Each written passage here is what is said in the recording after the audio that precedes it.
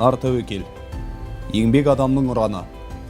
Олар нар тәуекелге салып өз шаруасын дөңгелеткен жандар.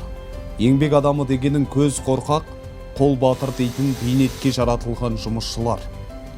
Олар жанын жалдап жүріп еңбек етуден қайтпайтын, табандылықтың үлгісі бола білген қарапайым жұрт.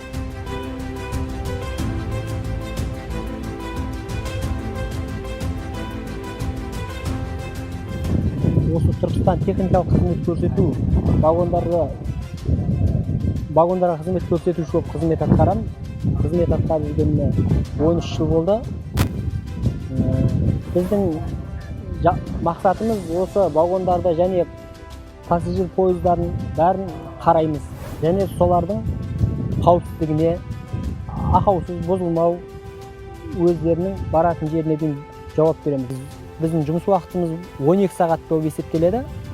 Bir күн күндізге, екінші күні түнге келеміз. 12 сағаттан. Боранды күндері, жаңбыр болсын, оларға қарамаймыз, пойыздарды көреміз және пойыздар жүреді. Осы салада қызмет етем, осы салада қызметкеріме мақтан етем. Әр істің, қызметтің өзінің жемісі бар.